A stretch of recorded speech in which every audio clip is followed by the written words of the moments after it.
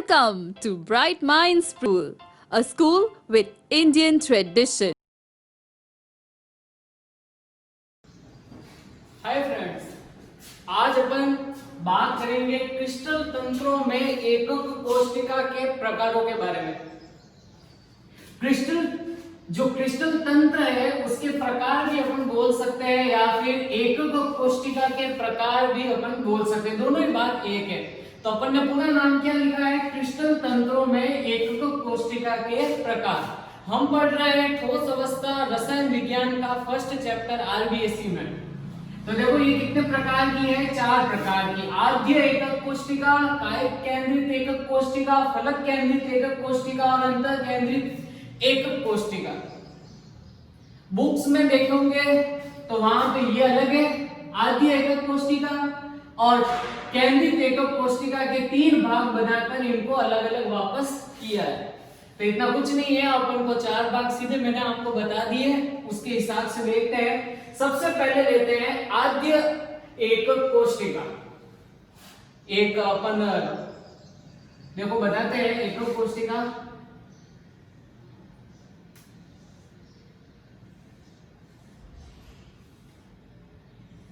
एकक कोशिका को बनाने के लिए अपन को सबसे पहले क्या बनाना पड़ेगा? एक घन बनाना पड़ेगा। घन बना दिया। अब इन घनों के अंदर अपन को अवयवी कणों को अरेंजमेंट करना पड़ेगा।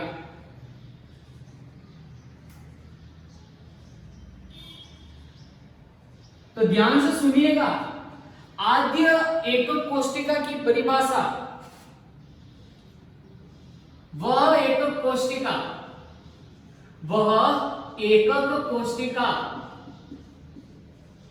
जिसमें अवयवी कण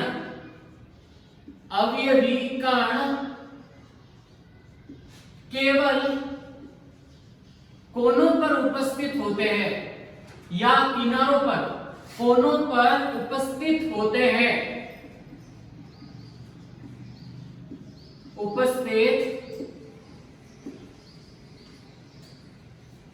वे आद्य एकक कोशिका कहलाती है। आद्य एकक कोशिका कहलाती या सरल एकक कोशिका कहलाती है। तो बहुत सिंपल है, इसकी डेफिनेशन क्या है कि वह एकक कोशिका जिसमें अवयवी कण कौन होता है आपको पता है और मैंने बताया है, परमाणु, आयन या फिर अणु। मैंने ये भी बताया था कि जितने भी आयनिक ठोस होते हैं उनमें अवयवी कण कौन होते हैं? आयन, ध्रुव, अध्रुव और हाइड्रोजन बंध युक्त वाले जो होते हैं आणविक ठोस, उन सब में क्या होते हैं? अणु होते हैं। सहसंयोजक ठोस और धात्विक ठोस के अंदर कौन होते हैं अवयवी कण? परमाणु होते हैं। तो ये नॉर्मल चीज आपके है कि परमाणु, आयन और अणु ये तीनों अपन के क्या है? अवयवी कण। अब अवयवी कण केवल आपके कहां पे उपस्थित हो? कोनों पर उपस्थित हो, तो उसको अपन कौन सी कहेंगे? एकक कोशिका, आद्य एकक कोशिका। तो देखो मैंने यहाँ पे केवल और केवल कहां पे बनाए हैं? कोनों के ऊपर मैंने अवयवी कणों को अरेंजमेंट किया है। तो ये जो आपको जो ज्यामिति दिख रही है, 3D ज्यामिति या त्रिविम ज्यामिति, इसी को अपन अब क्या कहेंगे? आद्य एकक कोशिका। अब अपन लेते हैं सेकंड। देखिए अब सेकंड है अपन के कायिक केंद्रित एकक कोशिका। सिंपल है, वे एकक कोशिका जिसमें इनके जो अवयवी कण होते हैं, ये जो अवयवी कण वो कोनों पर तो उपस्थित होगी, इसके अलावा केंद्र में उपस्थित होगा, मतलब एक केंद्र में होगा। तो देखो कितने हो गए? 8 तो कोनों पर है, 1 2 3 4 5 6 7 और 8, और एक कहां पे है? केंद्र पर। तो टोटल अवयवी कण कितने हो गए? 9। यहाँ पे अवयवी कण कितने हो गए? 9। वापस से सुन लीजिए, कायिक केंद्रित एकक कोशिका सेकंड है, इसमें एकक कोशिका का प्रकार, उसकी परिभाषा क्या है? वे एकक कोशिका जिसमें अवयवी कण कोनों के अलावा केंद्र में उपस्थित होता है। केंद्र में एक कण उपस्थित होगा तो उसको अपन क्या कहेंगे? कायिक केंद्रित एकक कोशिका। अब है नंबर थर्ड है आपके फलक केंद्रित एकक कोशिका। बड़ी सिंपल है, वे एकक कोशिका जिसमें अवयवी कण कोनों के अलावा फलक में उपस्थित होते हैं, उसे फलक केंद्रित एकक कोशिका कहते हैं। फलक का मतलब होता है ये वाला भाग, ये जो भाग होता है, ये वाले कितने है ना फलक होते हैं, आपको पता होगा। एक गण में कितने फलक होते हैं? 6, 1 2 3 4 5 और ये वाला कौन सा हो गया? 6। तो देखो कोनों पर तो ही है, इसके अलावा चारों ओर के कितने 6 फलकों पर क्या होंगे? ये अवयवी कण होंगे। तो ये देखो 4, ये इसका एक 5 और ये इसका एक 6। तो कितने हो गए कोनों पर? 8 और फलकों पर कितने हो गए? 6। तो टोटल कितने हो जाएंगे अपन के? 14। कितने हो जाएंगे? 14। 1 2 3 4 5 6 7 8 9 10 11 12 और एक 13 और एक 14। तो ये फलक और अवयवी कण जो है वो कहां पे है? कोनों पर। अब नंबर लास्ट वाला थोड़ा सा अपन को समझना पड़ेगा। नंबर लास्ट वाले में क्या है कि वे एकक कोशिका जिसमें अवयवी कण कोनों के अलावा आमने सामने के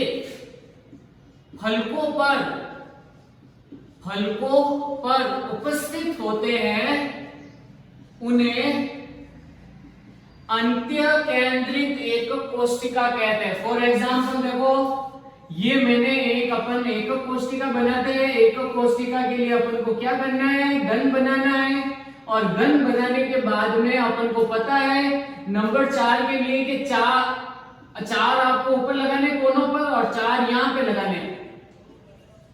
तो कितने हो गए? 8 कोनों पर है। इसके अलावा आमने सामने के फलक पर उपस्थित होंगे अवयवी कण, या फिर तो ये और ये इन दोनों के आमने सामने हो गया आपके अवयवी कण, या फिर यहाँ और यहाँ होगा, या फिर आगे और पीछे होगा। मतलब इसके ऊपर, ये वाली बड़ी वाली जो है प्लेट इसके ऊपर या फिर इसके ऊपर। तो अपन कहां लगाते हैं? यहाँ पे लगा देते थे। एक ये फलक है और एक ये फलक। तो टोटल कितने हो जाएंगे? कोनों के ऊपर तो 8 और फलकों के ऊपर 2। तो यहाँ पे कितने हो जाएंगे? 10 अवयवी कण हो जाएंगे। तो ये अपन का टॉपिक आया, ये अभी का क्लियर हो गया। आद्य एकक कोशिका में ध्यान से सुन लो, वापस रिवाइज करा रहा हूँ। आद्य एकक कोशिका में केवल कोनों पर होते हैं उपस्थित अवयवी कण। कायिक केंद्रित के अंदर कोनों के अलावा एक तो केंद्र में होता है। फलक केंद्रित में कोनों के अलावा 6 जो फलक है उन सबों के ऊपर बीच में क्या होते हैं? ये वाले ये होते हैं अवयवी कण। और अंत्य केंद्रित के अंदर आमने सामने वाले फलकों पर क्या उपस्थित होते हैं आपके? ये देखिए, नेक्स्ट टॉपिक है प्रभावी अवयवी कणों की संख्या। प्रभावी अवयवी कण देखने, अवयवी कण तो अपन को पता है कि एक एकक कोशिका के अंदर कोनों के ऊपर 8 होते हैं।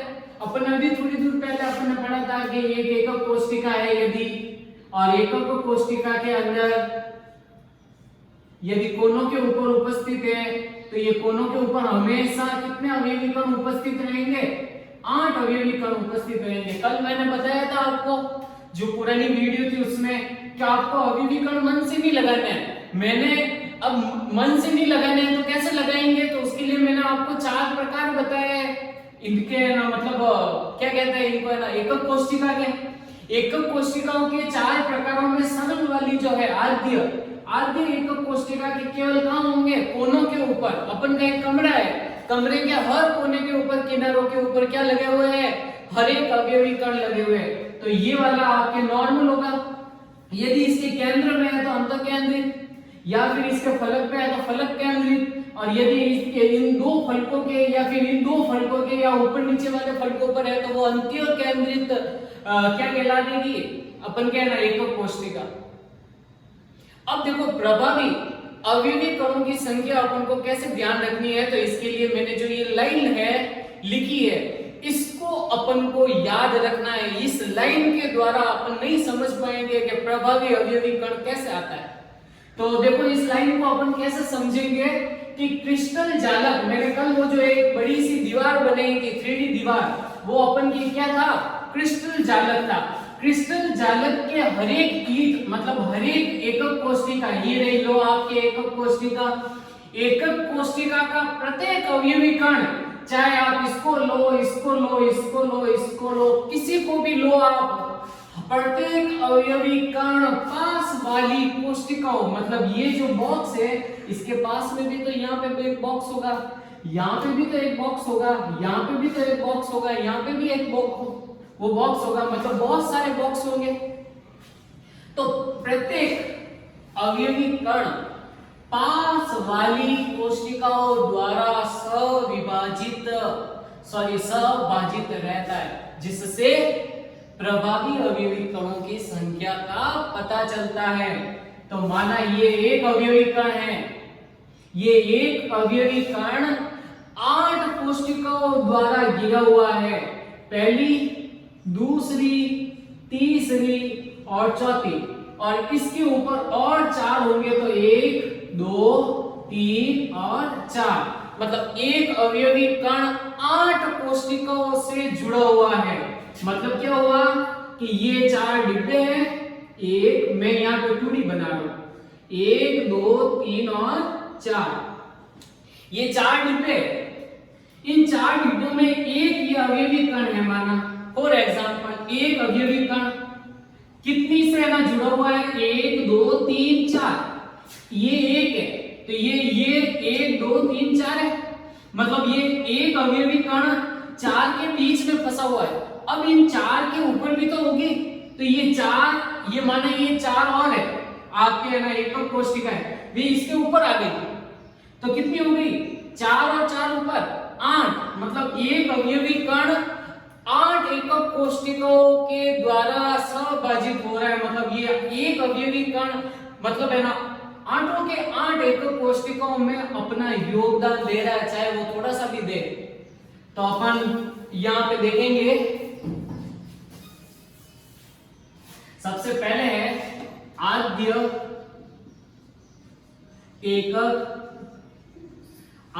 एकक कोशिका। आद्य एकक कोशिका के अंदर कितने होते हैं अवयवी कण, 8। चलो ठीक है, 8 ले लिए। अब बताइए ये 8 अवयवी कण होते हैं वो ना मतलब कितनी एकक कोशिकाओं में हर है ना प्रत्येक अवयवी कण कितनी है ना होता है, 8 के लिए तो अपन 8 इंटू 1/8 का भाग करते हैं, तो कितना आंसर आएगा यहाँ पे 1। तो प्रभावी अवयवी कणों की संख्या कितनी आ जाएगी, 1 आ जाएगी। आद्य एकक कोशिका में वापस सुन लीजिए, आद्य एकक कोशिका के अंदर 8 अवयवी कण होते हैं। मैंने यहां पे बना के आपको बता दिया है कि 8 अवयवी कण होते हैं, 1, 2, 3, 4, 5, 6, 7 और 8 होते हैं। ये प्रत्येक कण एक कण 8 का भाग है, 8 एकक ऐसी 8 एकक कोशिकाओं का भाग है। मैंने यहाँ पे एग्जाम से बताया था आपको ना, सॉरी ना एग्जाम्पल से कि 4 है डब्बे, उन 4 डब्बों के ऊपर और डब्बे, तो 8 के मतलब ये एक अवयवी कण 8 एकक कोशिकाओं को सविभाजित होता है, तो 8 का हिस्सा हो जाएगा 1/8 का भाग, तो 8 कण है तो 8 इंटू 1/8 का भाग हो जाएगा, तो कितना आंसर आएगा 1। सेकेंड है अपन के अंत केंद्रित एकक कोशिका। अब ये पूरा नाम है, इतना ही करता हूं मैं। अंतःकेंद्रित एकक कोशिका, अपन ने पहले पढ़ा है। अंतःकेंद्रित एकक कोशिका के अंदर यहां पे देखिए, कौन बताएगा मुझे अंतःकेंद्रित एकक कोशिका के अंदर कैसे कण होते हैं? कोनों के अलावा, ध्यान से सुनो वापस परिभाषा, कोनों के अलावा एक अवयवी कण कहां होगा? केंद्र में, जो स्वतंत्र लटका रहेगा। जैसे कमरा है, उसके कोनों के ऊपर तो है अपन के 8 कण, एक बीच में है, तो वो वाली बात इसमें। तो अपन लिखेंगे कि 8 तो है कोनों पर और एक कहां पे है? अपन के केंद्र पर। 8 के लिए यही फॉर्मूला लगाना है, 8 इंटू 1/8 और 1 का 1 तो बराबर बराबर, तो कितने कण आ जाएंगे? इसका 1 बराबर 1, तो यहां पे हो जाएगा आपके 2। 1 और 1 कितने हो जाएंगे? 2। अब नंबर 3,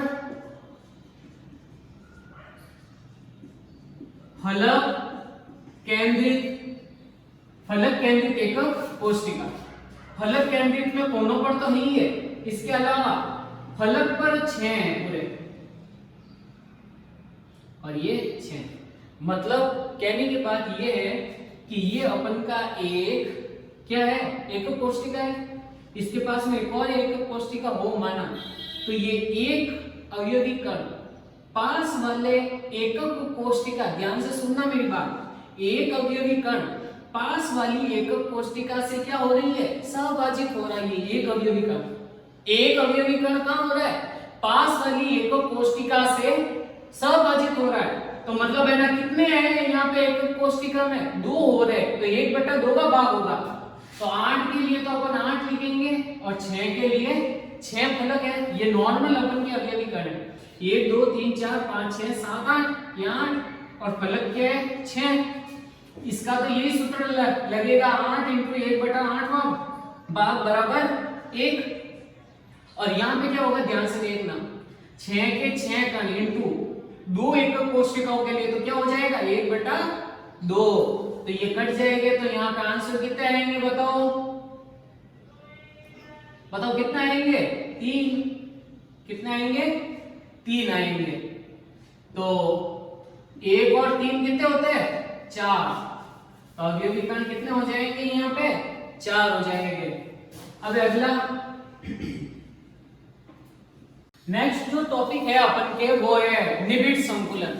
ठोसों के अंदर निबिड़ संकुलन, इस शब्द का मतलब समझते हैं। निबिड़ संकुलन का मतलब एक ट्रक है, अपन के पास में एक ट्रक है, उस ट्रक के अंदर बहुत सारे पार्ले, मतलब ना पार्ले जी के जो बिस्किट होते हैं, मैं कोई विज्ञापन नहीं कर रहा हूँ किसी कंपनी का, बोलो कोई भी बिस्किट है, उनको अपन ने ऐसे ही डाल दिए सारे पैकेटों को, तो कम पैकेट आएंगे। और यदि अपन उनको बढ़िया डिब्बों में भर भर के आराम से पूरे एक्यूरेट उस ट्रक में जमाएं, तो एकदम अपन को क्या मिलेगा? एकदम ज्यादा आएंगे बिस्किट। और नंबर सेकंड है, एकदम व्यवस्था एकदम क्या रहेंगे? सिस्टमैटिक। ऐसे कैसे? कोई ट्रैक्टर है, उसमें ना ईंटें भरनी है, तो ईंटें अपन ऐसे कैसे अंदर डालेंगे तो कम ईंटें आएगी, गिरेगी भी। और इसके अलावा उन ईंटों को अपन उस ट्रैक्टर की जो टोली है उसमें जमा के रखेंगे, तो एकदम एक्यूरेट चलेगा। तो कहने का मतलब है, एक तो नॉर्मल ऐसे है सारे अवयवी कण, तो वो हो जाएगा निबिड़ संकुलन, ये नहीं है। और यदि इन्हीं अवयवी कणों को अपन, तो देखो परिभाषा क्या है? क्रिस्टलीय ठोसों में अवयवी कणों की परस्पर संकुलित व्यवस्था, मतलब एकदम अटैचमेंट, एक अवयवी कण दूसरे से एकदम पास से जुड़ा हुआ है, तो इसको अपन क्या कहेंगे? निबिड़ संकुलन। कहने का मतलब है, ये 3 प्रकार के होते हैं, 1D 2D और 3D, मतलब एक विमीय, द्विविमीय और त्रिविमीय। एक विमीय का मतलब होता है कि वे अवयवी कण एक मतलब रेखा में है। फॉर एग्जांपल देखो, फर्स्ट का जो एग्जांपल होगा वो इस प्रकार से होगा, सारे अवयवी कण एक निश्चित रेखा में है, तो वो क्या हो जाएगा आपका? एक विमीय। द्विविमीय 2 प्रकार के एग्जांपल है। द्विविमीय में पहला वर्गीय। वर्गीय का मतलब है कि ये जो आपके ये जो अपन के अवयवी कण है, ये अवयवी कण एक के बाद एक जुड़े हुए इस प्रकार से, मतलब एक गोला दूसरे गोले के नीचे वर्ग बन रहा है वर्ग, तो ये वाला क्या हो जाएगा, वर्गीय। अब बात करते हैं षटकोणीय, तो षटकोणीय में क्या है, अवयवी कण जो है, ये अवयवी कण बीच से इस प्रकार से जुड़े हुए हैं। फिर वापस, तो ये जो मैंने अभी आपको बताया है, ये वाला क्या हो जाएगा, षटकोणीय। षटकोणीय का मतलब है 6 रेखाओं में ऐसे ना चलेगा, षटकोण बनेगा इसका। और त्रिविमीय का मतलब है 3D डायमेंशनल। वर्ग है तो यहाँ पे इसका घन बनाना है, और ये जो है षटकोणीय है तो इसकी आपको षटकोणीय स्ट्रक्चर बनानी, मतलब अपन को डैश डैश करके ऐसे बनाना है। एक ही मैं बना देता हूँ, बाकी आप उसका अपन की जो टेक्स्ट बुक है उसमें अपन देख लेंगे। तो देखो इसमें माना ये मैं यहाँ पे बना रहा हूं त्रिविमीय वर्गीय, ये भी 2 प्रकार के, वर्गीय और सेकंड है षटकोणीय। वर्गीय और षटकोणीय, तो ये देखो ये तो हो गया 2D। अब इसको 3D बनाना है तो अपन को इसके अंदर ऐसे ऐसे गोले लगाने, बस ये इसकी क्या हो जाएगी, त्रिविमीय संरचना बन जाएगी। अब अपन नेक्स्ट टॉपिक देखते हैं संकुलन समता निकालना, और संकुलन समता निकालना बहुत